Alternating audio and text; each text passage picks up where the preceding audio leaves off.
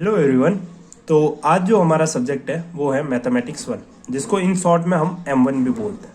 ठीक है, तो M1 जो है उसके रिलेटेड हम थोड़ा सा ओवरव्यू ले लेते हैं कि हम क्या क्या पढ़ेंगे पूरे इस सब्जेक्ट में और कौन कौन से टॉपिक्स पढ़ेंगे। तो उसके रिलेटेड हम थोड़ा सा जान लेते हैं। तो M1 को 3 पार्ट में बांटा गया है: डिफरेंशियल कैलकुलस, इंटीग्रल कैलकुलस और वेक्टर कैलकुलस। ठीक है, और डिफरेंशियल कैलकुलस में तुम्हारे 6 चैप्टर है: asymptotes, curvature, curve tracing, partial differentiation, maxima minima and envelopes. ऐसे कैसे इंटीग्रल कैलकुलस में भी तुम्हारे 6 चैप्टर है: rectification, volume and surface of the solid of revolution, double integrals, beta and gamma function, triple integral, centre of gravity end moment of inertia, differentiation of vector, differential operator, integration of vectors and integral theorem. ये 3-4 chapter है तुम्हारे vector calculus में। Mostly important चीज जो है वो तुम्हारे syllabus में वेक्टर कैलकुलस और इंटीग्रल कैलकुलस के ये 2-3 चैप्टर्स हैं, ये वाला बाकी सारे ही इंपॉर्टेंट है। ठीक है, क्योंकि हर चीज एक दूसरे से कनेक्टेड है और आप जैसे जैसे सीखते जाओगे आपको हर चीज समझ आएगी। ठीक है, हम जो शुरू करेंगे वो हमारा चैप्टर होगा एसिम्प्टोट्स। ऐसा इसलिए क्योंकि आपको हर चीज बेसिक से समझ आए और आगे में जो चैप्टर्स पढ़ोगे उसमें पीछे वाले चैप्टर्स से कोई प्रॉब्लम ना आए। ठीक है, तो हम एसिम्प्टोट्स से शुरू करेंगे जो कि हमारा चैप्टर नंबर 1 है।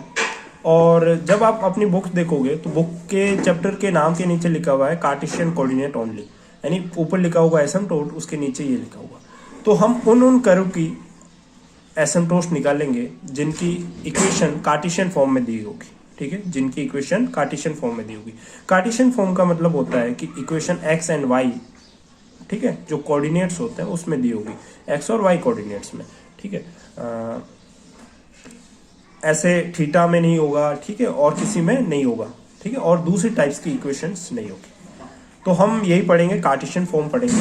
एंड हम एसिम्प्टोट्स में क्या क्या पढ़ने वाले हैं वो देख लेते हैं। सबसे पहले हम पढ़ेंगे एसिम्प्टोट की definition, type of asymptote, condition for the existence of the asymptotes, method 1, ठीक है, जो कि सबसे इंपॉर्टेंट चीज है। फिर maximum number of asymptote of curve, asymptotes parallel to the coordinate axis and method 2। ठीक है, ये इतना ही चैप्टर नहीं है, इससे आगे भी चैप्टर है। ये हम जो पढ़ेंगे वो आज पार्ट 1 में पढ़ेंगे, क्योंकि ये जो टॉपिक्स है इसके बाद एक्सरसाइज है। ऐसे कैसे पार्ट 2 में जो टॉपिक्स होंगे फिर उसके बाद एक्सरसाइज 2 होगी, ऐसे कैसे पार्ट 3 में कुछ टॉपिक होंगे फिर उसके बाद एक्सरसाइज 3 होगी। ठीक है, तो ये टॉपिक किससे रिलेटेड है, वो एक्सरसाइज 1 से है। तो ये जो वीडियो है इसमें सिर्फ ये टॉपिक पढ़ेंगे और ये एसिम्प्टोट्स का पार्ट 1 है जो मैं बना। तो शुरू करते हैं एसिम्प्टोट से। डेफिनेशन से शुरू करते हैं। डेफिनेशन काफी बड़ी लिखी हुई है और आप पढ़ोगे तो इसको समझ भी नहीं आएगा, और मैं पढ़ के भी सुना दूं तो भी समझ नहीं आएगा।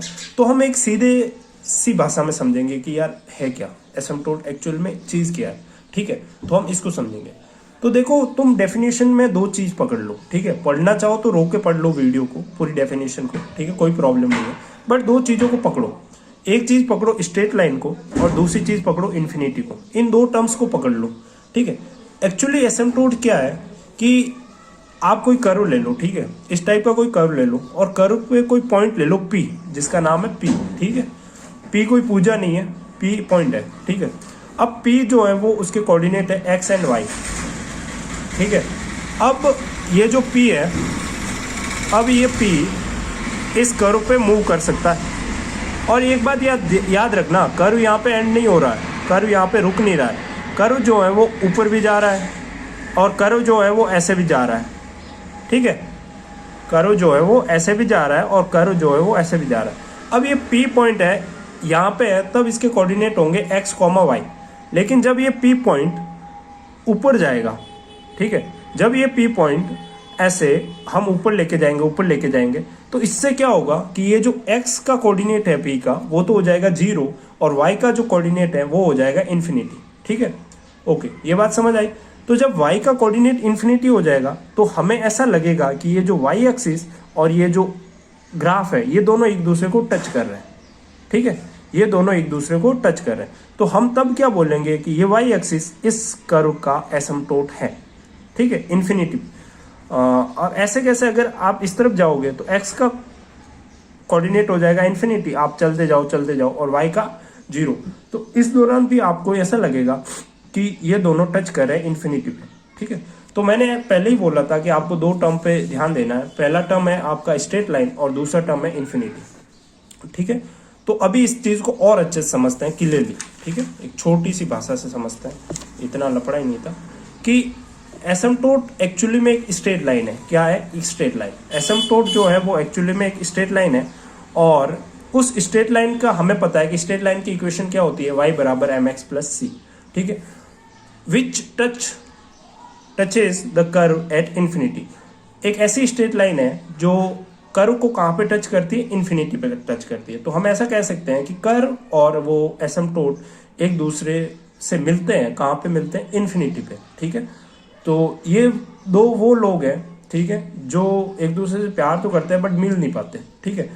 बट प्यार बहुत करते हैं, और ठीक है, मतलब रहते पास पास में, जस्ट पास पास में, बट एग्जैक्ट मिलेंगे नहीं, कभी न कभी, कभी नहीं मिलेंगे, क्योंकि मिलते भी कहाँ है? इन्फिनिटी पे, और इन्फिनिटी तो कोई चीज़ है ही नहीं। कहाँ तक जाओगे, कहाँ तक जाओगे, ठीक है। तो अगर एक एग्जाम्पल लें तो एग्जाम्पल है 10x, ठीक है। 10x का आपको पता है ग्राफ कैसा बनता है? ऐसा बनता है। और आपको ये भी आइडिया होगा कि जो 10x π/2 पे 10x की वैल्यू होती है इन्फिनिटी, जिसको हम बोलते हैं नॉट डिफाइंड, ठीक है। तो हमें पता है कि जब हम ग्राफ बनाते हैं तो इस तरह से डॉटेड लाइन आती है, ठीक है। तो अब जब इस 10x के ग्राफ को मैं ऊपर ऊपर ऊपर ऊपर लेके जाऊंगा तो मेरे को ये लगेगा कि ये और ये लगेगा, क्या एक्चुअली में होगा कि ये दोनों एक दूसरे को टच कर रहे हैं। तो ऐसा इन्फिनिटी पे होगा, टच कर रहे होंगे, ठीक है। तो ये जो π/2 है वो इस ग्राफ का एसिम्प्टोट है। ये जो π/2 है वो 10x का क्या है? एसिम्प्टोट है। समझे? ठीक है। तो यही एक एसिम्प्टोट है, इसमें ज्यादा कुछ समझने वाली बात है नहीं, कि एसिम्प्टोट एक स्ट्रेट लाइन है, ठीक है, जो कर्व को टच करती है इन्फिनिटी पे, ठीक है। अब ये एसिम्प्टोट क्यों पढ़ते हैं, जो कि आपको अंदाजा लगेगा कर्व ट्रेसिंग जब आप चैप्टर पढ़ोगे तब आपको समझ आएगा कि एसिम्प्टोट किस लिए पढ़ते हैं। ऐसे कैसे ये आपको एग्जाम्पल समझ आ गया होगा। अब हम पढ़ते हैं टाइप्स के बारे में, ठीक है, टाइप्स ऑफ एसिम्प्टोट। तो सबसे पहला टाइप है वो है हॉरिजॉन्टल और वर्टिकल टाइप के। तो हॉरिजॉन्टल और वर्टिकल का सिंपल सा सेंस है कि अगर कोई एसिम्प्टोट, जैसे ये 10x का मैंने ग्राफ लिया था और ये π/2 वाला लाइन थी, तो ये इसके पैरेलल है y एक्सिस के, तो ये वर्टिकल हो गया, ठीक है, यानी खड़ा है। तो खड़ा है तो हम क्या बोलेंगे? Vertical asymptote. और अगर हॉरिजॉन्टल होता है, ऐसे पड़ा हुआ होता, ठीक है, तो हम क्या बोलते हैं? Horizontal asymptote. समझ गए? तो यही होता है हॉरिजॉन्टल और वर्टिकल का, सीधा सीधा सा है कि जो खड़ा है वो वर्टिकल और जो ऐसे हॉरिजॉन्टल है वो, मतलब जो लेटा हुआ है वो हॉरिजॉन्टल। सीधी भाषा में बोलोगे तो y एक्सिस के पैरेलल, x एक्सिस के पैरेलल बोल लेना, ठीक है। अब जैसे अगर आपको वर्टिकल का कोई एग्जांपल पूछ ले तो ये आ रहा आपके पास एग्जांपल का, ठीक है। अगर आपको कोई हॉरिजॉन्टल का एग्जांपल पूछ ले तो आप रेक्टेंगुलर हाइपरबोला का यूज ले सकते हो। इसको कैसे यूज करोगे? इसको ये कैसे है, तो ये मैंने पहले ही बताया था कि जब आप इन्फिनिटी पे जाओगे, चाहे इस तरफ चले जाओ चाहे इस तरफ चले जाओ, y और जो x होंगे ये मिल जाएंगे, ठीक है, इन्फिनिटी पे। तो y एक्सिस और x एक्सिस ही इसी ग्राफ की एसिम्प्टोट है, ठीक है। y एक्सिस और x एक्सिस खुद अपने आप में इस ग्राफ की एसिम्प्टोट है। y एक्सिस इस कर्व की वर्टिकल एसिम्प्टोट हो जाएगी, x एक्सिस इस कर्व की हॉरिजॉन्टल एसिम्प्टोट हो जाएगी। दूसरा टाइप जो आता है एसिम्प्टोट का वो आता है ऑब्लिक एसिम्प्टोट, और ये इंपॉर्टेंट भी है, ठीक है। मोस्टली क्वेश्चन इसी पे आएंगे।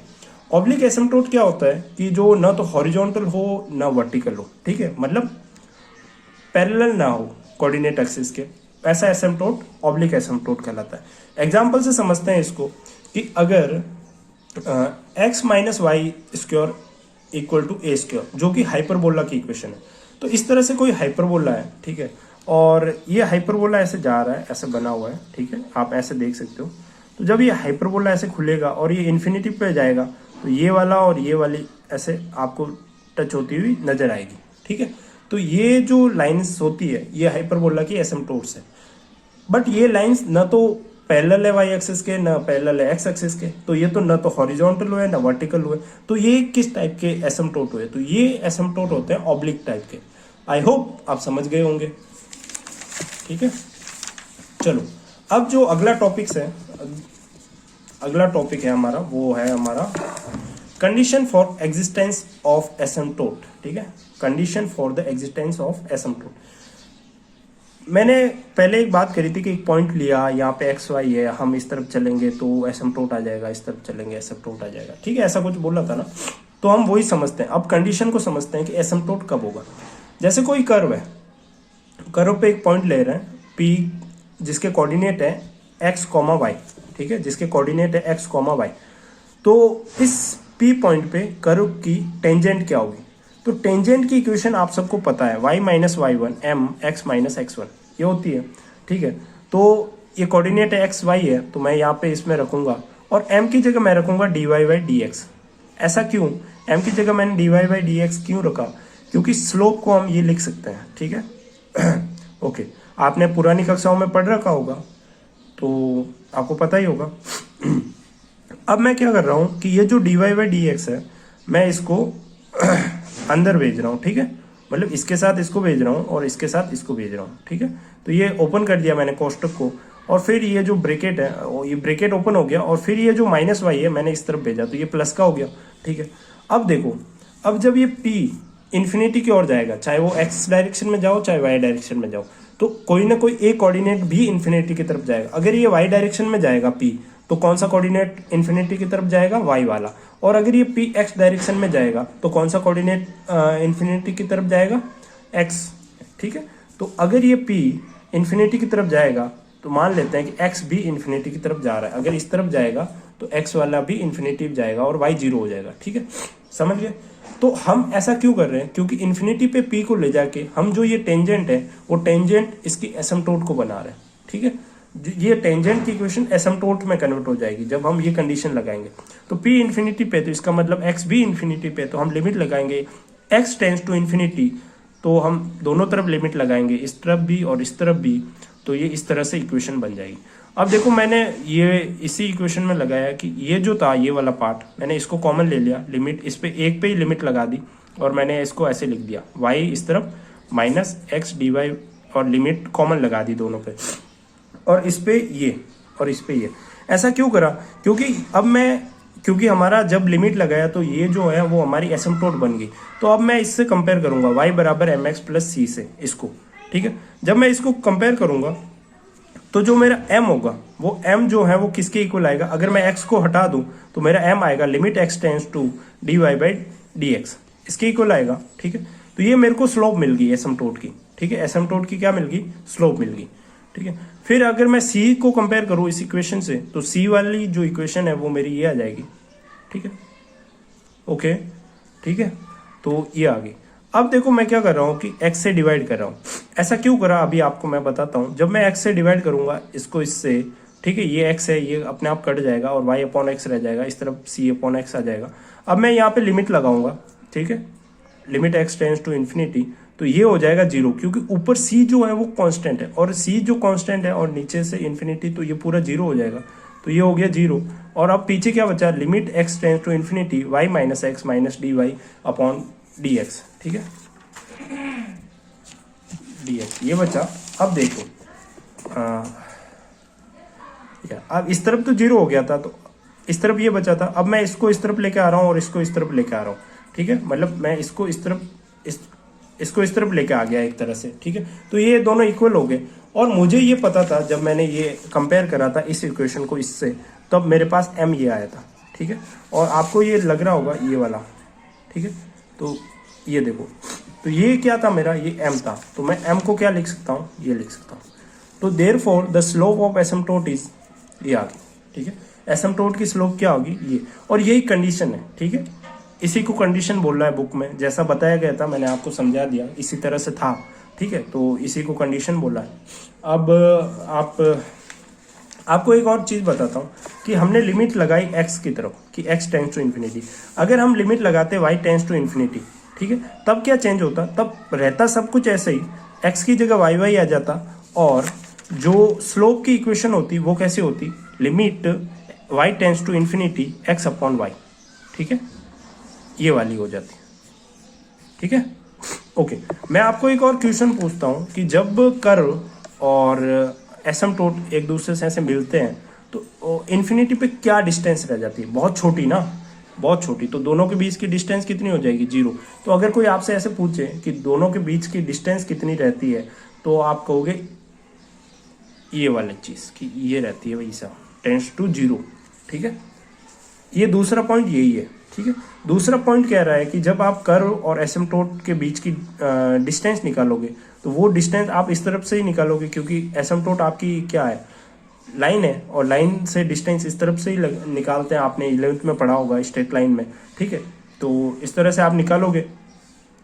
तो यहाँ पे ये वाला जो फॉर्मूला है आप इसको टेंस टू जीरो कर सकते हो एसिम्पटोट्स के लिए, क्योंकि कर्व और एसिम्पटोट्स के बीच की डिस्टेंस भी कितनी होती है, जीरो होती है, टेंस टू जीरो होती है, ठीक है। ओके, तो यहाँ तक कुछ चैप्टर था नहीं, यहाँ तक टाइम पास था, बस इस चीज़ का ध्यान रखना कि ये है, और ये पता हो जाना चाहिए कि एसिम्पटोट क्या है, बस इतना पता चल जाएगा ना तो काफ़ी है। चैप्टर जो स्टार्ट होता है वो मेन यहाँ से स्टार्ट होता है, ठीक है, और ये मेन पार्ट है जिसमें हम सीखेंगे मेथड नंबर 1। अब मेथड नंबर 1 क्या है? मेथड नंबर 1 है कि अगर आपको कोई कर्व दे रखा है और आपसे पूछा है कि यार इसकी एसिम्पटोट निकालनी है, ठीक है। अब इसकी एसिम्पटोट कैसे निकालेंगे? तो मेरे को एक चीज़ पता है। क्या चीज़ पता है? ये पता है कि एसिम्पटोट होती तो अपनी स्ट्रेट लाइन ही है ना, ठीक है। क्या होती है? Straight line. तो मैंने सबसे पहले मान लिया कि y बराबर mx प्लस सी, ये मेरी स्ट्रेट लाइन है, ठीक है। और मैं इसको कहाँ पुट कर लूँगा? मैं इसको कर्व में पुट कर लूँगा। मेरे को ये भी पता है कि इन्फिनिटी पे ये दोनों मिलते हैं, तो ये वाली लाइन की इक्वेशन इसको सेटिस्फाई करेगी। और फिर मैं इसको इसमें पुट करूँगा, वहाँ से मैं m और c निकाल लूँगा, फिर मैं वापस इसमें रख दूंगा इस लाइन की इक्वेशन में, तो उससे मेरे को क्या होगा? एसिम्पटोट की इक्वेशन मिल जाएगी।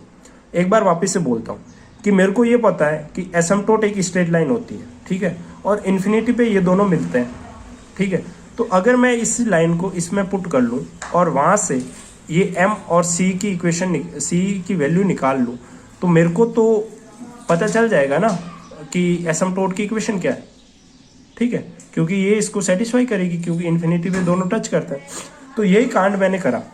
मैंने इक्वेशन मानी, मैंने y की जगह ये रख दिया सब कुछ, ठीक है। y जहाँ जहाँ y था, ठीक है, यहाँ पे y सिंगल y था तो मैंने ये रखा, स्क्वायर था तो स्क्वायर करके रखा, क्यूब था तो क्यूब करके रखा, ठीक है, वापस स्क्वायर था तो स्क्वायर करके रखा, यहाँ पे वापस सिंगल था तो सिंगल करके रखा। तो ये मैंने y बराबर mx प्लस सी रख दिया, ठीक है। अब क्या करा? अब वही अंदर गुणा वगैरह करा, यहाँ ब्रैकेट ओपन करा, ठीक है, इसका क्यूब का ब्रैकेट ओपन करा, इसका ब्रैकेट ओपन करा, ठीक है, इन सब का ब्रैकेट ओपन करा, एंड फिर क्या करा? फिर और सिंप्लीफाई करा भाई। क्यूब वालों को एक साथ लेके आया, स्क्वायर वालों को एक साथ लेके आया, तो फिर एक्स में लेके आ गया, मतलब मेरे को सिंप्लीफाई करना है एक्स में, ठीक है। तो एक्स क्यूब को मैं बाहर ले लिया, एक्स स्क्वायर को मैंने बाहर ले लिया, ठीक है। तो अब मेरे पास बचे इनके कोएफिशिएंट। यहाँ तक तो मेरे को लगता है सबको समझ आ गया होगा कि y बराबर mx प्लस सी रखना है, फिर सिंपली करना है, तो सिंपल करना तो सबको आता ही है। फिर अगला जो स्टेप है उसमें क्या करते हैं कि कोएफिशिएंट ऑफ हाईएस्ट पावर। तो अब जो सिंपल टर्म करी ना हमने, उसमें हाईएस्ट टर्म कौन सी है? X cube. उसके कोएफिशिएंट को लिखो और उससे m निकालो। क्या लिखा है मैंने कि कोएफिशिएंट ऑफ हाईएस्ट पावर लिखो और उससे m निकालो, ये मैंने लिखा है, ठीक है, ये मैंने लिखा है। तो इसका कोएफिशिएंट कौन सा होगा? ये वाला, ठीक है। तो ये मैंने लिख दिया। जब मैंने पूरा इसको सिंप्लीफाई करा तो मैंने ये लिख दिया, ठीक है। अब मैं इससे क्या निकालना है? m। तो m कैसे निकालूंगा? मैं इसको इक्वल टू करूंगा जीरो के। किसके इक्वल टू करूंगा? जीरो के। तो एक सेकेंड एक और बात बताता हूँ। ये कोएफिशिएंट पावर कितनी थी? 3। तो यहाँ पे मैंने लिखा 5 लिखूंगा। कोएफिशिएंट को इस तरफ से लिखते हैं 5, ठीक है। नीचे जितनी भी पावर का लिख रहे हैं, अगर 3 की पावर का कोएफिशिएंट लिख रहे हैं 3, ठीक है, और जिसमें लिख रहे हैं जैसे m की टर्म में इक्वेशन है तो m इस तरह से लिखेंगे, ठीक है। तो ये बात आपको समझ आ गई होगी। यही चीज़ मैंने लिखी है यहाँ पे, पावर m, ठीक है। तो ये 3 वाला कोएफिशिएंट मैंने लिख दिया और इसको मैंने करा 0 के इक्वल। जब मैंने 0 के इक्वल करा तो ये 0 के इक्वल करा और यहाँ से मैंने क्या निकाला?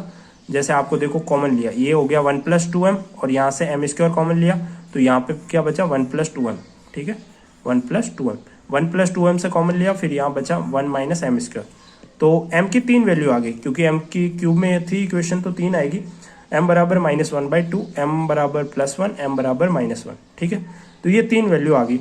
चलो m की वैल्यू तो आ गई हमारे पास। हमने एसिम्पटोट की इक्वेशन क्या मानी थी? y बराबर mx प्लस सी।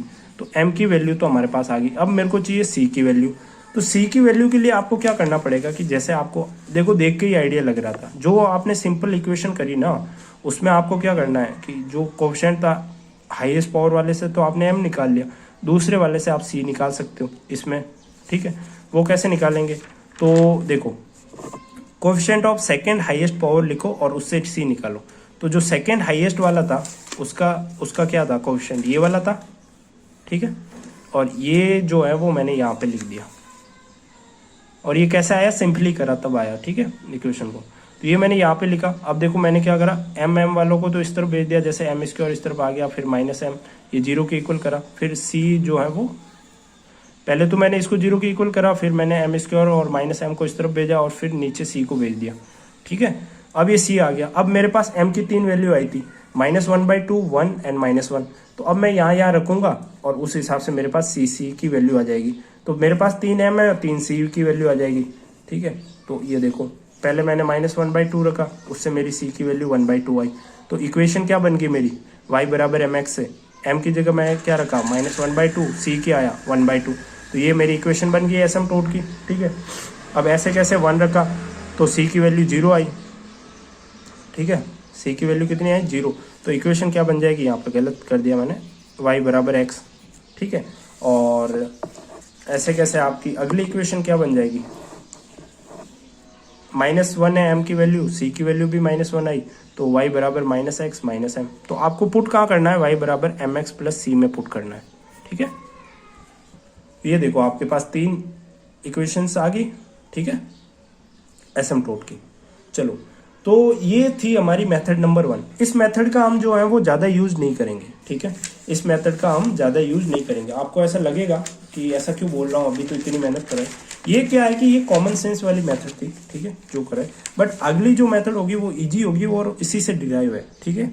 तो हम इसका यूज़ ज़्यादा नहीं करेंगे क्वेश्चन सॉल्व करने के लिए। ये इसलिए बताए क्योंकि आपको आइडिया रहे कि किस तरह से हम सॉल्व करते हैं। अगर आपके पास कहीं अटक गए तो ये लगा सकते हो, ठीक है। बट हम जब भी क्वेश्चंस करेंगे जो अगली मेथड्स होगी वो ही उसी से करेंगे, जो कि होगी हमारी मेथड नंबर 2, और उसे हम सीखेंगे अभी थोड़ी देर बाद, ठीक है। तो अभी देखो इसका प्रोसीजर देख लेते हैं, वर्किंग रूल देख लेते हैं। जो मेथड नंबर 1 थी हम उसका वर्किंग रूल देख लेते हैं कि वो क्या है। सबसे पहले तो आपको फंक्शन को 0 के इक्वल करना है जो x और y में दिया होगा। तो देखो ये करा था मैंने, फंक्शन जो है वो x और y में दिया हुआ था, तो मैंने 0 के इक्वल करा था, ओके, ठीक है। फिर उसके बाद आपको क्या करना है कि y बराबर mx प्लस c को फंक्शन में रखना है, इस वाले इक्वेशन को इसमें रखना है y की जगह, ठीक है।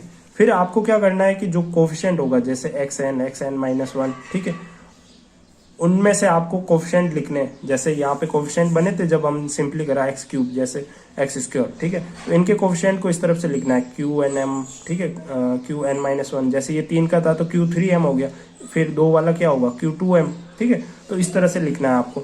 फिर उसके बाद जो हाईएस्ट वाला है जैसे q3m था तो उसको 0 के इक्वल रखा और वहाँ से हमने m1 m2 m3 निकाल दिया, ठीक है। जो भी हमारे रूट्स होंगे, स्क्वायर में होगा तो 2 आएंगे, क्यूब में होगा तो 3 आएंगे, और 4 में होगा तो 4 आएंगे, ठीक है। फिर हमें क्या करना है, फिर हमें c की वैल्यू निकालनी है। जो दूसरे नंबर का है ना हाईएस्ट वाला, उससे c निकालना है, और c निकाल के फिर उसमें m जो हमारे आए, रूट्स m जो आए उसको उस इक्वेशन में रख देना है। वहाँ से हमारे पास c की वैल्यू आ जाएगी, ठीक है। फिर हमें इक्वेशन लिख देनी है y बराबर m1x plus c1 m2x plus c2, ठीक है। तो ये इस तरह से करना है और काफ़ी सिंपल है। तो इस तरह से हम एसिम्प्टोट की इक्वेशन निकाल सकते हैं, ठीक है। हम आगे बढ़ते हैं। आई होप सबको समझ आ गया होगा। आपको जो भी डाउट हो मेरे को पर्सनली व्हाट्सएप पे पूछ लेना, ठीक है। कहीं पे मैं गलत भी बोल सकता हूँ तो वो भी ध्यान रखना आप। कई बार फ्लो में निकल जाता है कुछ गलत वर्ड्स, ठीक है, कि बोलना कुछ और होता है और बोल कुछ लेता हूँ, ठीक है। तो वो चीज़ भी ध्यान रखना। अब एक नोट पॉइंट है, ठीक है, और वो नोट पॉइंट थोड़ा इंपॉर्टेंट है। वो नोट पॉइंट ये कहता है कि मैक्सिमम नंबर ऑफ एसिम्प्टोट किसी भी कर्व के कितने हो सकते हैं। तो वो नोट ये कहता है कि अगर कोई कर्व है और उसकी जो डिग्री है, ठीक है, अगर n है तो उससे ज़्यादा उसके एसिम्प्टोट नहीं हो सकते, ठीक है। ये क्या मतलब हुआ इसका, इसका मतलब ये हुआ कि जैसे अभी हमने क्वेश्चन करा था, ठीक है, जैसे ये वाला क्वेश्चन हमने करा था और इसकी एसिम्प्टोट्स निकाली थी हमने, तो इसकी डिग्री कितनी थी, हाईएस्ट 3, ठीक है। मैं इनको मिला के भी कह रहा हूँ कि y की 1 और x की 2, टोटल कितनी होगी 3। अगर ऐसे इसकी 2 होती और इसकी 2 होती तो टोटल मानी जाती 4, तो फिर एसिम्प्टोट कितने होते 4। लेकिन हाईएस्ट जितनी है उससे ज़्यादा नहीं हो सकते, ठीक है। और ऐसा भी जरूरी नहीं है कि हाईएस्ट जितनी है उसके बराबर ही होंगे, हमेशा कम हो सकते हैं, ठीक है, बट उससे ज़्यादा नहीं होंगे। तो यही एक नोट है जो ध्यान रखना कि maximum number of asymptote of a curve and algebraic curve of degree n can't have more than n asymptote. ठीक है, ये बात आप ध्यान रखना। अगर मैं आपसे पूछूं कोई x की पावर 4 का कोई कर्व है, ठीक है, x³ 2yx, ठीक है, इस तरह का कोई कर्व है, तो इसके कितने एसिम्पटोट हो सकते हैं? तो 4 हो सकती है, ठीक है, 4 से ज़्यादा नहीं हो सकती। ठीक है, तो ये चीज़ आप ध्यान रखना। फिर हम बात करें asymptote parallel to the coordinate axis. ठीक है, asymptote parallel to the coordinate axis. तो ये वाला, ये अभी यहाँ से जो है ना और ज़्यादा इंपॉर्टेंट होता जा रहा है चैप्टर। ठीक है, और ही ज़्यादा इंपॉर्टेंट होता जा रहा है। तो asymptote parallel to the coordinate axis क्या है कि अगर हमें क्वेश्चन में ऐसा पूछे कि वाई एक्सिस के पैरेलल आपको एसिम्पटोट निकालनी है और एक्स एक्सिस के पैरेलल एसिम्पटोट निकालनी है, तो आप कैसे निकालोगे? सिंपल शब्दों में यही है। बट हमें हर क्वेश्चन में ये चेक करना है कि वाई एक्सिस के पैरेलल कोई एसिम्पटोट है कि नहीं है, एक्स एक्सिस के पैरेलल कोई एसिम्पटोट है कि नहीं है, हमें हर वक्त चेक करना है। तो वो कैसे चेक करेंगे? अगर हमें ये चेक करना है वाई एक्सिस के, तो equate zero if coefficient of highest power of y in given curve. ठीक है, ये आपको समझ नहीं आया होगा क्या है, बट अभी समझाते हैं आपको। ऐसे कैसे आपको क्या करना होगा कि एक्स एक्सिस का भी equate zero if coefficient of highest power of x in given curve. ठीक है, देखो क्या होता है कि जैसे कोई कर्व है और उसमें x की जो मैक्सिमम पावर है क्यूब, और उसका जो कोफिशिएंट है ना उसको जीरो के इक्वल रखेंगे ना, तो हमारे को मिल जाएगा x एक्सिस के पैरेलल। और जो y एक्सिस है ना उसका जो हाईएस्ट डिग्री वाला जो भी टर्म है, ठीक है, जैसे मान लो क्यूब वाला है, तो उसका जो कोफिशिएंट है उसको हम जीरो के इक्वल रखेंगे, फिर उसको सॉल्व करेंगे तो हमें y एक्सिस के पैरेलल एसिम्पटोट मिल जाएगी। ठीक है, जैसे एक क्वेश्चन से लेते हैं, ये कोई कर्व है, ठीक है, और इसकी हमें कहा गया है कि आप वाई एक्सिस और एक्स एक्सिस के पैरेलल एसिम्पटोट निकालो। ठीक है, वाई एक्सिस और एक्स एक्सिस के पैरेलल एसिम्पटोट निकालो। तो ये कर्व था, ठीक है, उसमें माइनस था, प्लस कर लेना बीच में, ये कोई कर्व था। अब हमें पूछा है कि इसकी एसिम्पटोट निकालो। तो पहले तो मैं इसको थोड़ा सा सही बना देता हूँ, वाई को इससे, एक्स को इससे, और एक्स स्क्वायर वाई स्क्वायर को मैंने इस तरफ भेज दिया। ठीक है, फिर मैंने इस पूरे को क्या करा, इस तरफ लिखा। ठीक है, ये एक्स स्क्वायर वाई स्क्वायर तो ही था, फिर मैंने इन दोनों को इस तरफ भेज दिया। अब मैंने क्या कहा था कि अगर आपको एक्स एक्सिस के पैरेलल निकालना है, सुनना, एक्स एक्सिस के पैरेलल निकालना है तो आपको एक्स एक्सिस की हाईएस्ट पावर निकालनी है। ठीक है, तो हाईएस्ट पावर कौन सी है? डिग्री कह सकते हो, ठीक है, या पावर कह सकते हो, बट आपको ये समझना है कि हाईएस्ट कौन सी है। तो एक्स स्क्वायर इस इक्वेशन में सबसे ज़्यादा वाला कौन सा है? ठीक है, एक्स क्या है, सॉरी, एक्स की हाईएस्ट डिग्री क्या है इसमें सबसे ज़्यादा, तो वो आप कहोगे एक्स स्क्वायर। ठीक है, वो क्या है, आप कहोगे एक्स स्क्वायर ही है, एक्स स्क्वायर से ज़्यादा तो कोई है ही नहीं, स्क्वायर वाली टर्म है। तो आप एक्स स्क्वायर और स्क्वायर वाली टर्म को पास में लेके आ जाओ, ये दो टर्म होगी, इन दोनों को पास लेके आए, आपने एक्स स्क्वायर से कॉमन लिया, फिर आपके पास ये बचा y square minus b square. तो आपको क्या करना है कि अगर आपको एक्स एक्सिस के पैरेलल एसिम्पटोट निकालना है तो आपको एक्स की हाईएस्ट डिग्री या पावर देखनी है। ठीक है, पावर देखनी है आपको एक्स की, और उसके कोफिशिएंट को फिर आपको सॉल्व जीरो के इक्वल रखना है और उसको सॉल्व करना है। ठीक है, तो अब जैसे मैंने इन दोनों को एक साथ बिठाया, ठीक है, फिर y square minus b square मेरे को ये मिला इसका कोफिशिएंट, फिर मैं इसको जीरो के इक्वल रखूंगा, तो इससे मेरे पास वाई ये आ जाएगा प्लस माइनस बी, क्या आ जाएगा, प्लस माइनस बी। ठीक है, तो ये मेरे पास एक्स एक्सिस के पैरेलल एसिम्पटोट आ गया।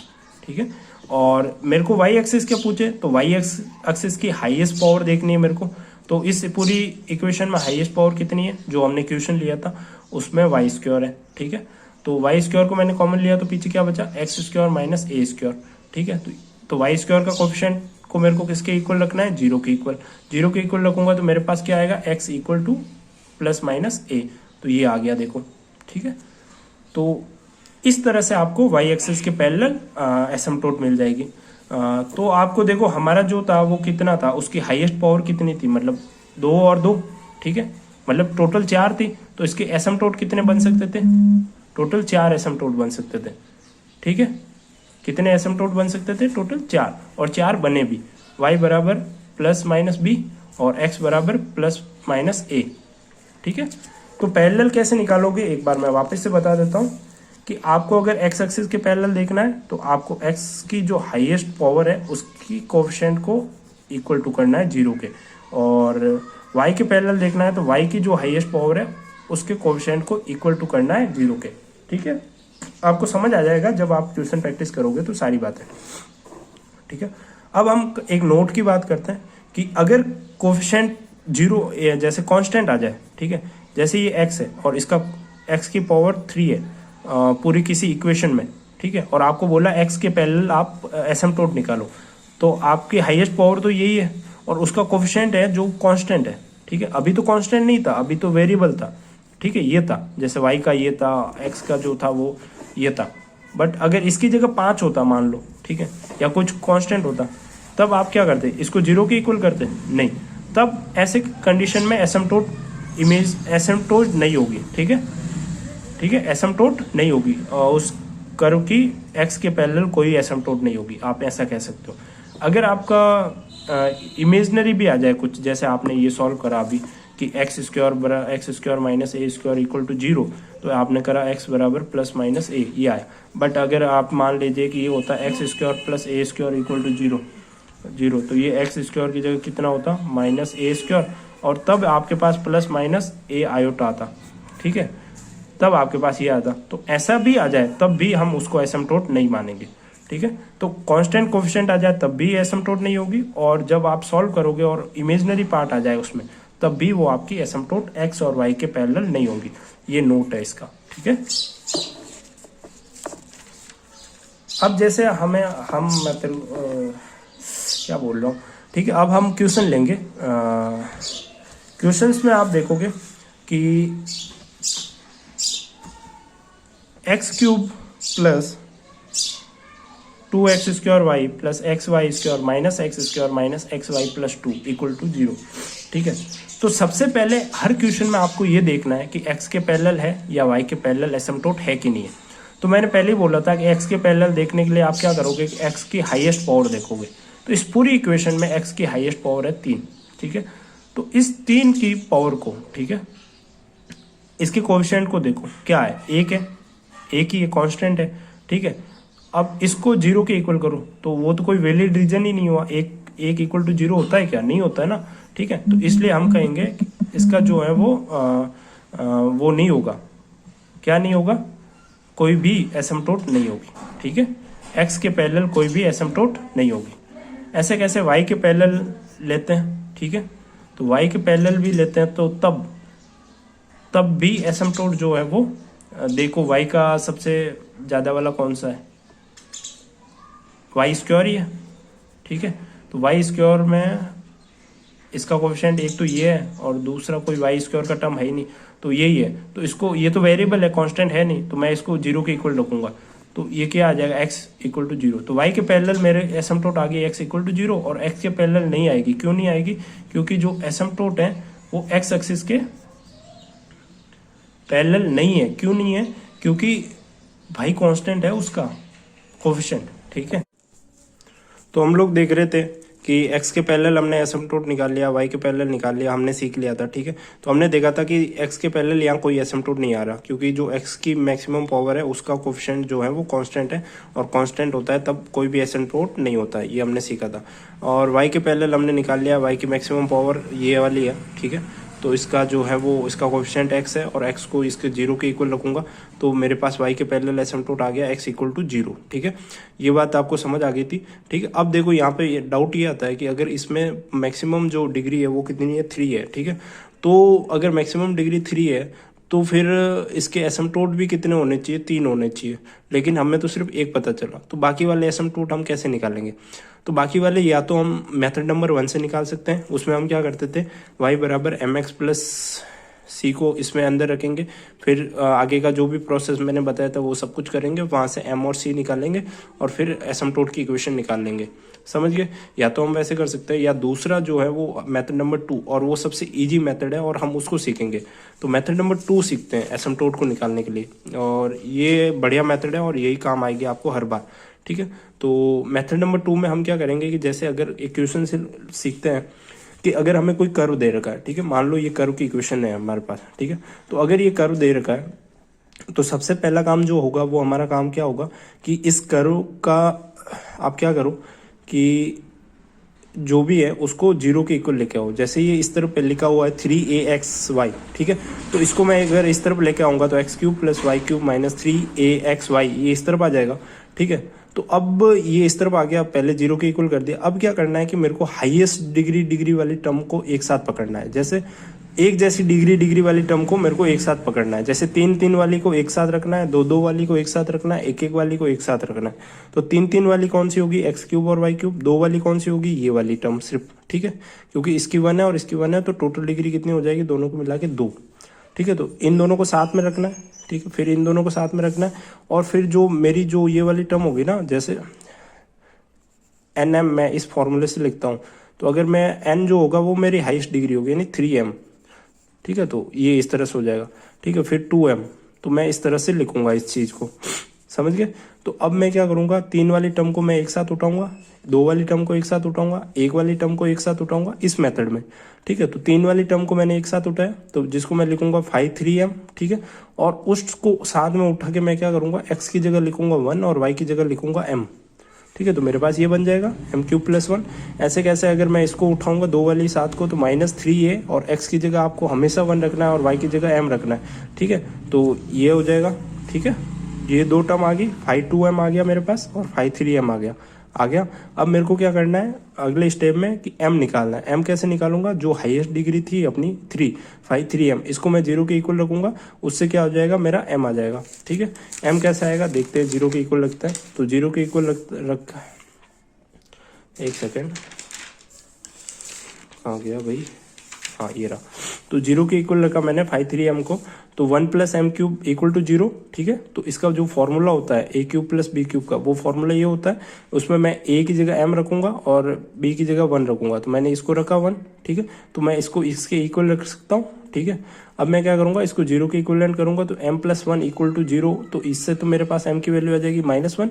और जब मैं इसको सॉल्व करूंगा, ठीक है, तो ये मेरा क्या था, m² -m + 1। तो जब मैं इसको सॉल्व करूंगा तो m बराबर जो है वो मेरे पास सीढ़ीधराचार्य से लगाऊंगा, तो ये वाली चीज़ आ जाएगी 1 + 1 - 4/2, ठीक है। ये इस पूरे के नीचे, तो ये -3 हो जाएगा, यानी अंदर जो है वो -3 हो जाएगा, तो आयोटा आ जाएगा। तो जब मैंने पहले भी बोला था कि जब इमेजनरी पार्ट आता है तो हम उसको कैलकुलेट नहीं करते हैं एसिम्पटोट्स में, ठीक है, एसिम्पटोट्स की स्लोप्स में, ठीक है। बस, तो हमारा m बराबर क्या आ गया, -1। हमने कंडीशन देखी थी ना एसिम्पटोट्स की, उसमें क्या था, limit x tends to infinity y/x, तो वो दोनों पार्ट रियल थे, ठीक है, इमेजनरी नहीं था, इसलिए हम एसिम्पटोट में इमेजनरी पार्ट को कंसिडर नहीं करते, ठीक है। तो ये कितना आ गया, m बराबर -1, m बराबर -1 आ गया, ठीक है। अब m आ गया मेरे पास। अब क्या करना है मेरे को, फोर्थ से एक स्टेप होता है c, जिसमें c का एक फॉर्मूला होता है और उसके थ्रू मैं क्या कर सकता हूँ, c निकाल सकता हूँ। तो m तो आ गया मेरे पास। अब एसिम्पटोट की इक्वेशन के लिए मेरे को क्या चाहिए, c चाहिए। फिर मेरा y बराबर mx + c बन जाएगा, तो -5n - 1 m upon 5' n m, ठीक है। तो ये मेरे पास एक फॉर्मूला होता है c का, जिसमें n - 1 का क्या मतलब हुआ कि जैसे अगर ये जो हमारा क्वेश्चन था, कौन सा क्वेश्चन था, ये वाला क्वेश्चन था, ठीक है। अगर ये वाला क्वेश्चन था तो इसमें जो मैक्सिमम पावर 3 थी, तो ये 5 3m, ठीक है, इसकी ये होगा 5 2m क्या होगा, ये वाली टर्म होगी, ठीक है। यानी 5 3m कौन सी टर्म ली थी हमने, ये वाली ली थी, मैंने बोला था एक साथ उठाना है वगैरह, ठीक है। उठा के फिर x की जगह 1 और y की जगह m रखना है, तो 5 3m मिल जाएगा। अगर 5 2m चाहिए तो 2 वाली टर्म को एक साथ उठा दो, फिर x की जगह 1 और y की जगह m रख दो, तो ये मिल गया मेरे को, ठीक है। तो अब यहाँ पे फॉर्मूले में आप देखो, c के फॉर्मूले में आपको क्या है कि 5n - 1 है, तो 5n - 1, तो अब यहाँ पे तो मैक्सिमम पावर 3 है, तो 5 यानी 3 है, तो 5n - 1 कितना होगा, 5 2 होगा। तो उसकी वैल्यू कितनी थी, -3am, ठीक है, उसकी वैल्यू कितनी थी, -3am। तो वो मैंने यहाँ पुटअप कर दी, बाहर माइनस था ही था, ठीक है। अब नीचे जो है वो 5-nm, तो 5-nm, n कितना था अपने इस क्वेश्चन में, 3, तो 5 3m कितना था हमारे पास, ये था। और इसका डेरिवेटिव पूछ रहा है, मतलब डैश बोला ना, तो इसका डेरिवेटिव क्या हो जाएगा, 3m² + 1 का 0, तो वो मैंने नीचे लिख दिया। तो 3m², ठीक है, तो 3 से 3 कट जाएगा, माइनस इंटू होके प्लस हो जाएंगे, m से m कट जाएगा, तो c की वैल्यू आ जाएगी a/m, ठीक है। तो c की वैल्यू कितनी आ जाएगी, a/m, और m की जो वैल्यू हमारे पास आई थी वो कितनी आई थी, -1। तो हम c की जगह क्या रख सकते हैं, c की वैल्यू जो आएगी वो आएगी -a, ओके, तो आप ये समझ गए। तो हमारे पास जो इक्वेशन ऑफ एसिम्प्टोट आएगी वो कितनी आएगी, वाई माइनस एक्स, यानी हम इस इक्वेशन में रख रहे हैं, कंफ्यूज मत होना, ठीक है। तो m की वैल्यू और c की वैल्यू जब मैं यहाँ पुटअप करूंगा तो मेरे पास ये इक्वेशन आ जाएगी, फिर मैं इसको सॉल्व करूंगा तो मेरे पास ये आ जाएगा, ठीक है।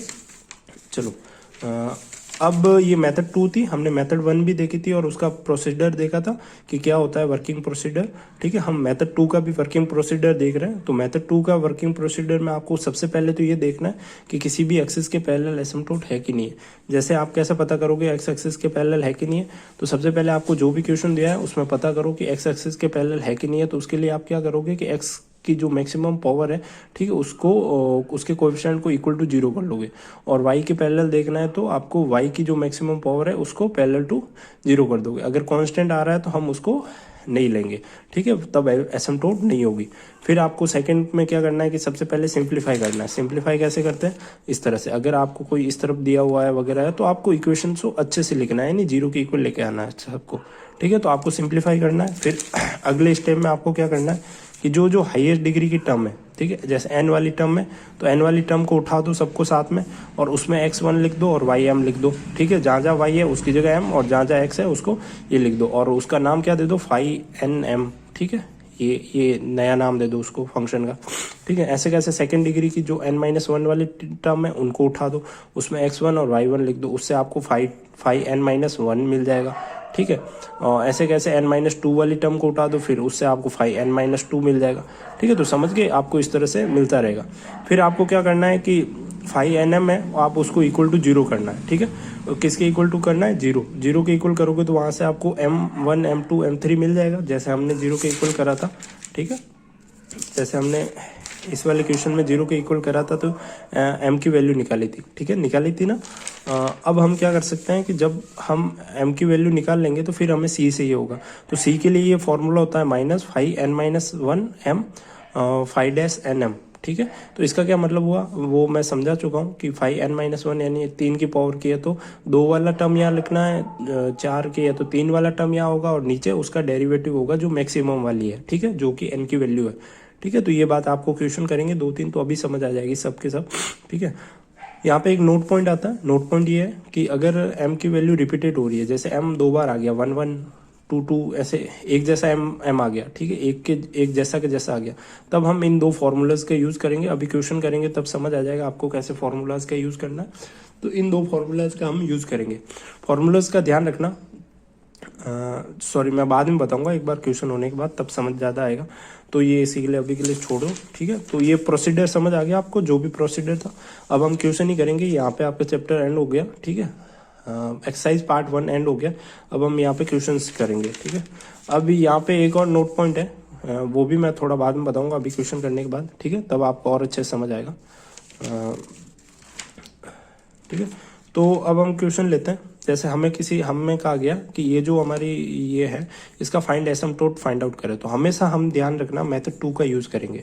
ऑब्लिक एसिम्प्टोट निकालने के लिए हम कौन सी मेथड 2 का यूज़ करेंगे, क्योंकि वो इजी पड़ती है, ठीक है। तो सबसे पहले हम क्या करूँगा मैं कि एक्स के पैरेलल देखूंगा, ये हमेशा देखना हर सवाल में जिसमें भी आपको पूछे उसमें, तो एक्स के पैरेलल, तो एक्स की सबसे मैक्सिमम पावर कितनी है, यहाँ पे देखो ये वाई की टर्म है, ये वाई की टर्म है, ठीक है, ये y की मैक्सिमम टर्म है, x की मैक्सिमम टर्म स्क्वायर में, ठीक है। तो स्क्वायर वाली टर्म को हम क्या करेंगे, एक साथ ले लेंगे, तो एक साथ वाली एक ही स्क्वायर की टर्म है, तो एक की स्क्वायर की टर्म का जो होगा कोएफिशिएंट उसको 0 के इक्वल करूंगा, तो y इक्वल टू 0 हो जाएगा, ठीक है। तो ये आ गया x के पैरेलल। ऐसे कैसे y के पैरेलल वाला निकालेंगे, तो y की जो मैक्सिमम पावर है 3, ठीक है। तो इसका कोएफिशिएंट कितना कांस्टेंट है, तो इसका कोई भी एसिम्प्टोट नहीं होगा, ठीक है, कोई भी एसिम्प्टोट नहीं होगा, समझ गए आप, ठीक है। तो हमें तो एक ही एसिम्प्टोट मिला y इक्वल टू 0, बट इसके कितने एसिम्प्टोट होने चाहिए, 3 होने चाहिए, क्योंकि हमने एक थ्योरी पढ़ी थी पीछे कि जितनी डिग्री हाईएस्ट होती है उतने एसिम्प्टोट होते हैं, ठीक है। तो ये आपको मिल गया, ठीक है, एक मिल गया। अब दूसरे निकालते हैं, तो दूसरे वाले ऑब्लिक होंगे, तो उसको हम निकालेंगे कौन सी मेथड से, मेथड नंबर 2, जिसमें हम क्या करेंगे कि सबसे पहले तो सिंप्लीफाई करेंगे। तो सिंप्लीफाई ये करा हुआ ही है, ठीक है। फिर मैंने क्या बोला था कि 3 वाली टर्म को एक साथ पकड़ना है, 2 वाली टर्म को एक साथ पकड़ना है, एक वाली टर्म को एक साथ पकड़ना है, ठीक है। तो अगर 3 वाली टर्म कौन कौन सी है, जैसे ये देखो ये 3 है इसका, ठीक है, इसमें 2x और 1y मिलके 3 हो गए, इसमें 1x और 2y मिलके 3 हो गए, ठीक है। तो इन तीनों को मैं साथ में पकड़ूंगा और जहाँ जहाँ x है वहाँ 1 रख दूंगा और जहाँ जहाँ y है वहाँ पर मैं m रख दूंगा, ठीक है। तो मैंने इन तीनों को साथ में पकड़ा, तो y की जगह मैंने m रख दिया, तो यहाँ हो गया m क्यूब, x की जगह 1 हो गया, ठीक है। फिर यहाँ m आ गया y की जगह, और यहाँ पे 2 और x की जगह 1 और y की जगह स्क्वायर, ठीक है। तो m cube plus 2m square plus m, ठीक है। अब मैं इसको किसके इक्वल करूँगा, 0 के इक्वल करूँगा, वहाँ से मेरी किसकी वैल्यू आ जाएगी, m की वैल्यू आ जाएगी। तो जब मैं इसको 0 के इक्वल करूँगा तो m की मेरे पास ये वैल्यू आ रही, ठीक है, m इक्वल टू 0। और एक मिनट देख लेना, जैसे m cube plus 2m square plus m, इसको 0 के इक्वल करा, यहाँ से मैंने m कॉमन लिया, तो m प्लस 1 इक्वल टू 0। अब देखो ये 2 है, ठीक है। ये ध्यान रखना कि अगर 3 है तो 3 रूट निकालना है, ठीक है। ऐसा मत करना कि एक जैसा आगे तो आप निकाले ही नहीं। तो अगर 3 रूट है तो m0, तो m0 के इक्वल आ जाएगा, यहाँ पे m प्लस 1 और m plus 1 equal to 0 equal to 0, ठीक है। तो अब यहाँ पे m की वैल्यू की आई -1 और यहाँ पे एक और m की वैल्यू आई -1, तो एक रूट तो 0 आ गया, but 2 root same to same आ गए, ठीक है। तो वो मैंने बात करी थी ना कि जब रिपीटेड हो जाए तब कौन से फॉर्मूले यूज़ करने, वो जो मैंने अभी बताए थे, ठीक है। अभी कौन से फॉर्मूले बताए थे मैंने, अभी मैंने ये वाले फॉर्मूले बताए थे, सेकेंड कहाँ चले जाते हैं, ये वाले फॉर्मूले बताए थे ना, ये लिखा था ना मैंने कि जब m रिपीटेड हो जाए तब ये वाले फॉर्मूले यूज़ करते हैं। तो अभी वो बात समझ आएगी, ठीक है। अब यहाँ पे 5 वाले टर्म निकालते हैं, तो 2 वाला तो कोई है ही नहीं इसमें, तो 5 कितना आ जाएगा 0, और फिर 5 वाली तो एक की y है -y है, तो फिर उसको उठा के मैं यहाँ लेकर आऊँगा और फिर y की जगह m रख दूंगा, क्योंकि यहाँ x तो है नहीं, होता तो मैं 1 रख लेता x की जगह। तो ये आ गया। अब देखो c का फॉर्मूला लगाता हूँ, c माइनस ये वाला फॉर्मूला होता है, ठीक है। तो अब मैक्सिमम पावर कितनी है इसकी, पूरी की 3 है, ठीक है। तो अब मैं यहाँ पे 5n-1 कितना होगा, 2 वाला होगा, और 2 वाली टर्म तो कितनी है 0, ठीक है।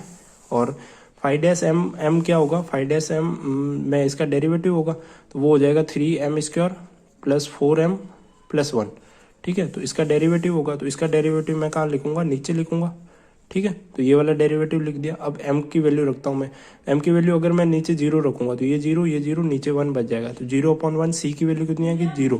तो जब m 0 था और c की वैल्यू 0 थी, ठीक है, तो तब मेरा एसिम्प्टोट की इक्वेशन क्या आ गई 0। ये तो हमने ऊपर भी निकाली थी, ठीक है।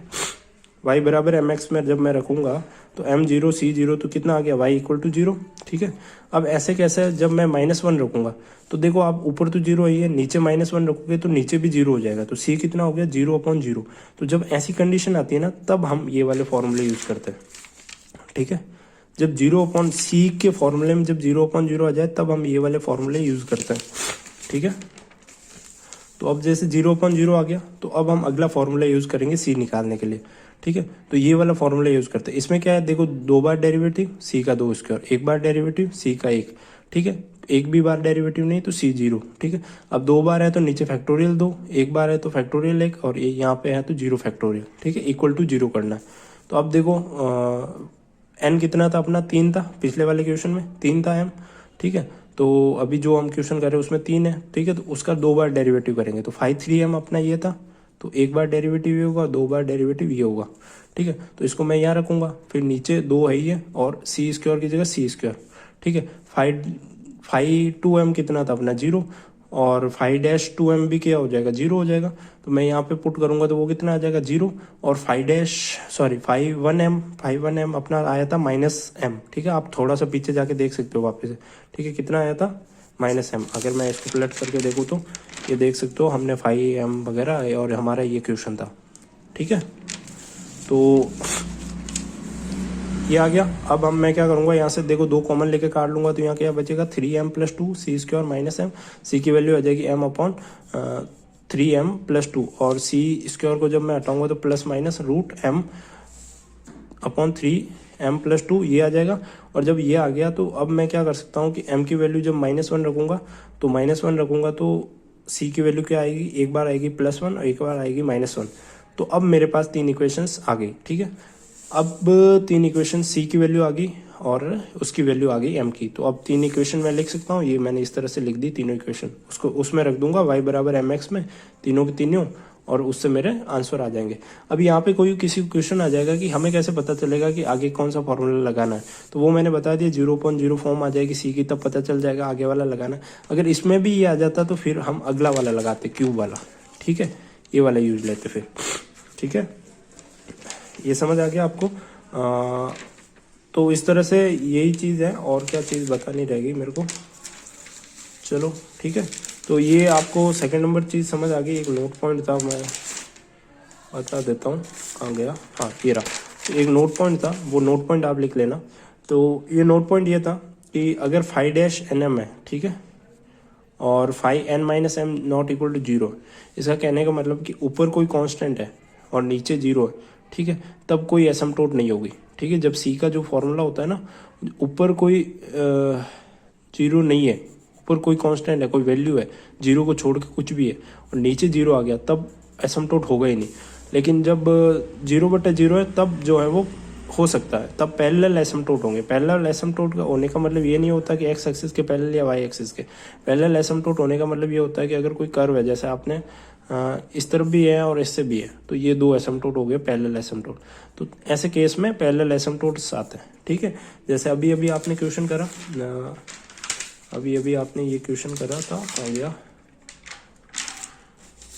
ये वाला क्वेश्चन करा, तो इसमें आप देखो जो इक्वेशंस आई, एक आई y plus x equal to 1 और एक इक्वेशन आई y प्लस एक्स माइनस 1। तो ये दोनों एक जैसी इक्वेशन है कर्व में, बस ये एक इस तरफ है एक इस तरफ है, ऐसा मान लो, ठीक है। तो ये ऐसे पैरेलल हो गए, ठीक है। तो जब 0/0 कंडीशन आती है तब पैरेलल एसिम्पटोट्स होते हैं, ठीक है। चलो ये बात आपको समझ आ गई होगी। अब बुक्स के क्वेश्चन करते हैं, ठीक है। बुक्स के आपको देखो एक्सरसाइज ए लगानी है। अब आप एक्सरसाइज ये आराम से लगा सकते हो, कोई भी डाउट नहीं आएगा। और एक दो क्वेश्चंस मैं और करवा देता हूँ एग्जांपल से, और जो भारी भारी हैं वो भी समझा देता हूँ, ठीक है। तो अभी हमें क्वेश्चन पूछा गया कि प्रूव दैट कि the asymptotes of the following curves form a square and the curve pass through the two of its vertex, ठीक है। कुछ नहीं है, हमें ये पूछा है कि एसिम्पटोट्स निकालनी है। हमें तो नहीं पता क्या करना है, हम तो इतना जानते हैं एसिम्पटोट निकालना आता है हमें तो, ठीक है। तो ये कर्व दे रखा है, अब मैं इसकी एसिम्पटोट निकालूंगा। तो सबसे पहले वही काम करूंगा, एक्स के पैरेलल देखूंगा, वाई के पैरेलल देखूंगा। तो जब देखो इस कर्व की एक्स के पैरेलल देखूंगा, तो एक्स के पैरेलल देखने के लिए हाईएस्ट डिग्री देखूंगा। तो एक्स की हाईएस्ट डिग्री क्या है, एक्स स्क्वायर, ये एक्स स्क्वायर, ठीक है। ये देखो, तो ये एक्स स्क्वायर है, तो यहाँ से कॉमन ले लूंगा, तो फिर क्या बचेगा, Y square minus a square. इसको 0 के इक्वल रखूंगा कोफिशिएंट को, तो यहाँ से मेरे आ गया वाई बराबर ए प्लस माइनस ए, ठीक है। एक्स के पैरेलल एसिम्पटोट ये आ गया। ऐसे कैसे, वाई के पैरेलल, वाई की हाईएस्ट डिग्री देखूंगा कितनी है, वाई की हाईएस्ट डिग्री इसमें 2 है, ठीक है। तो फिर मैं उसको रखूंगा 0 के इक्वल, तो ये आ जाएगा मेरे पास x equal to plus minus a, ठीक है। तो मेरे पास देखो 4 एसिम्पटोट आ गए, ठीक है, ये 4 आ गए। और मैक्सिमम पावर भी कितनी थी इसकी, 4 ही थी, डिग्री सॉरी, 2 + 2 कितनी होगी, 4। तो 4 डिग्री थी और 4 एसिम्पटोट आ ही गए, ठीक है। तो वो भी सही हो गया। तो अब वाई बराबर ए क्या होता है, ये वाली लाइन। वाई बराबर माइनस ए क्या होता है, ये नीचे वाली। एक्स बराबर ए क्या होता है, ये। और एक्स बराबर माइनस ए क्या होता है, ये, ठीक है। तो ये आगे, अब ये तो इसने पूछा था कि प्रूव करो कि स्क्वायर होता है कि नहीं होता, तो वो हमने प्रूव कर दिया, स्क्वायर होते हैं, चारों एसिम्पटोट मिलके स्क्वायर बनाते हैं। अब इसने अगले पूछा है कि ये जो वर्टिक्स है, इससे ये मूव करता है कि नहीं करता कर। तो आपको देखो वर्टिक्स के पॉइंट आ जाएंगे, ये वाला पॉइंट हो जाएगा माइनस ए कॉमा ए, ये हो जाएगा ए कॉमा ए, ये हो जाएगा ए कॉमा माइनस ए, और ये हो जाएगा minus A comma minus a, ठीक है, ठीक है। तो हमने एग्जाम्पल नंबर 2 देखा था, उसमें सॉरी एग्जाम्पल नंबर 1, उसमें हमने देखा था प्रूव कैसे करना है, ठीक है। एक एसिम्पटोट निकाल ली थी हमने, और हमने प्रूव करना था कि वो स्क्वायर है कि नहीं है, तो वो हमने प्रूव कर दिया था। अब जो अगला क्वेश्चन है वो एग्जाम्पल नंबर 3 है, उसको देखते हैं। तो इसमें पूछा है find the asymptote of the following curve. तो इसको कैसे करोगे, बड़ा ही सिंपल है ये आपको कर्व की इक्वेशन दे रखी है। तो सबसे पहले वही रहेगा कि एक्स के पैरेलल और वाई के पैरेलल, ठीक है। तो एक्स के पैरेलल 9 और वाई के पैरेलल भी 9। ऐसा क्यों, क्योंकि वाई का जो हाईएस्ट डिग्री है वो 3 है, और उसका जो कोफिशिएंट है वो कांस्टेंट है। तो जब कांस्टेंट होता है तो पैरेलल नहीं होता है कोई भी एसिम्पटोट। और सेम टू सेम एक्स का भी कोफिशिएंट 2 है, और इसकी हाईएस्ट डिग्री 3 है, ठीक है, एक्स की। तो इसका कोफिशिएंट जो है वो कांस्टेंट है, तो इसका भी एसिम्पटोट नहीं होगा, ठीक है, पैरेलल। फिर हम वही मेथड लगाएंगे, 3 की जो हाईएस्ट डिग्री वाली टर्म है उनको एक साथ लेंगे, ठीक है। फिर 2 वाली को एक साथ लेंगे, फिर 1 वाली को एक साथ लेंगे, 3 वाली को एक साथ लेके एक्स की जगह 1 और एम रख देंगे वाई की जगह। तो हमारे पास 5 3 m आ जाएगा, ठीक है। फिर वैसे वैसे फाइव टू एम निकालेंगे दो दो वाली को साथ लेके, तो उसमें एक्स की जगह 1 और वाई की जगह m रख देंगे, इस तरह से आ जाएगा। फिर हम फाइव थ्री एम जो लेंगे, ठीक है, उसको जो हाईएस्ट वाला है वो फाइव थ्री एम ही है, तो उसको 0 के इक्वल करेंगे, वहाँ से हम m निकाल लेंगे, ठीक है। तो हमारा m की वैल्यू आ जाएगी, 3 वैल्यू आएगी, देखो m1 1 -1 2। ये आपको आना चाहिए निकालना, छोटी क्लासों से करते आ रहे हैं, नहीं भी आता है तो मेरे को पर्सनली व्हाट्सएप पे पूछ लेना, ठीक है। और फिर उसके बाद हमें पता है सी किस तरह से निकालता है, तो सी के लिए ये फॉर्मूला होता है, ठीक है। तो सी के लिए ये फॉर्मूला होता है, तो यहाँ पे 5 2m और 5-3m लिखते हैं, ठीक है, क्योंकि यहाँ पे 3 है तो यहाँ पे 2 लिखा जाएगा, ठीक है। तो ये फॉर्मूला होता है सी का, तो हमने यहाँ पे पुट करा, ठीक है, जो भी वैल्यू थी उसको, और फिर उसके बाद m की जो जो वैल्यू आई थी फिर यहाँ पे पुट करते रहे, उसके हिसाब से c की वैल्यू आती रही, ठीक है। और c की वैल्यू आई तो फिर देख लो, ठीक है। तो ये फिर हमारे पास एसिम्पटोट आ गए m और y, ठीक है। तो ये हमारे पास एसिम्पटोट की इक्वेशन आ गई। तो इतना इजी है ये करना, इसमें कुछ हार्ड है नहीं। और एक और क्वेश्चन है, वो है एक्सरसाइज का 9वां क्वेश्चन है, एक्सरसाइज ए का 9वां क्वेश्चन है। उसमें क्या करना होगा कि उसमें ये कहा गया है कि प्रूव दैट कि ये फॉलोइंग कर्व जो है इसके एसिम्पटोट है ही नहीं, ठीक है। तो सबसे पहले क्या करो कि इसके 4 एसिम्पटोट हो सकते हैं मैक्सिमम से मैक्सिमम, क्योंकि डिग्री इसकी 4 ही है, तो 4 एसिम्पटोट निकाल लो, ठीक है। तो पहले x के पैरेलल कोई एसिम्पटोट है नहीं, क्योंकि x की मैक्सिमम पावर 4 है और उसका कोफिशिएंट जो है वो कांस्टेंट है, तो इसलिए इसका कोई एसिम्पटोट नहीं होगा। ऐसे कैसे y का भी कोफिशिएंट जो है वो कांस्टेंट है, तो कोई नहीं होगा। फिर हम उसके बाद एसिम्पटोट्स के लिए वो मेथड यूज़ करते हैं, मेथड नंबर 2। तो हमने 4 वाली को साथ में लेना है, 2 वाली को साथ में लेना है, 3 वाली को साथ में लेना है और 1 वाली को साथ में लेना है। तो 4 वाली टर्म्स को, 4 वाली जो जिन की पावर होगी उनको साथ में लिया, तो x की जगह 1 और y की जगह m रख देंगे, ठीक है। तो ये 5 4m बन जाएगा, ऐसे कैसे 5 3m 0 बन जाएगा, क्योंकि 3 की कोई है ही नहीं, 3 डिग्री की कोई टर्म नहीं है, ठीक है। फिर उसके बाद 5 2m ये आ जाएगा अपना, ठीक है। एंड फिर हमें पता है कि जो स्टेप नंबर 3 में हम क्या करेंगे, 5 4m को 0 के इक्वल रखेंगे, और जब 0 के इक्वल रखेंगे तो हमारे पास m ये आएगा m4 + 1, ठीक है। इसको मैं लिख सकता हूँ m², इसका स्क्वायर प्लस 1 का स्क्वायर, ठीक है, इक्वल टू 0। तो a² + b² इक्वल टू आ जाएगा a + b का होल स्क्वायर माइनस 2ab, ठीक है। फिर हम इसको जो है वो फॉर्मूलाज खोलेंगे, ठीक है। फॉर्मूला खोलने के बाद जो है वो आप देख लीजिए, इसकी जगह मैं यहाँ रखूँगा इसको, ठीक है। रखने के बाद जब मैं इसको 0 के इक्वल करूँगा, ठीक है, तो मैंने क्या करा, m4 1 था, ठीक है, इसको मैंने ऐसा लिखा, फिर मैंने ये वाला फॉर्मूला लगाया, ठीक है, ये वाला फॉर्मूला लगाया मैंने, ठीक है। ये वाला फॉर्मूला क्यों लगाया, क्योंकि a + b का होल स्क्वायर होगा तो वापस a² + b² हो जाएगा जब -2ab करूँगा। तो ये रखा, मैंने क्या करा फिर मैंने आगे वाला फॉर्मूला लगाया a² - b² का, ठीक है। तो वो कैसे, मैंने इस पूरे को a मान लिया और इसको √ m को मैंने b मान लिया, ठीक है। तो इन दोनों का मैंने a - b का whole square, sorry a² - b² वाला फॉर्मूला लगाया, फिर इन दोनों को ऐसे ब्रैकेट में लिखा, फिर मैंने एक को 0 के इक्वल करा। तो जब मैं यहाँ से 0 के इक्वल करूँगा तो मेरे पास जो m की वैल्यू आएगी वो आएगी मेरे पास, m की जो वैल्यू आएगी वो आएगी मेरे पास नेगेटिव, ठीक है, सॉरी नेगेटिव क्या, इमेजिनरीज आएगी, ठीक है। तो इमेजिनरी आएगी तो कोई एसिम्पटोट नहीं होगा। तो हमने चारों m की वैल्यू निकाल के देख ली, ठीक है, चारों में ही m की वैल्यू इमेजिनरी आ रही है, ठीक है, चारों के चारों m में। तो ये प्रूव हो जाता है कि यहाँ पे कोई एसिम्पटोट नहीं होगा, ठीक है। अभी एक बार रिवीजन मान लेते हैं जो जो हमने पार्ट 1 में पढ़ा। ये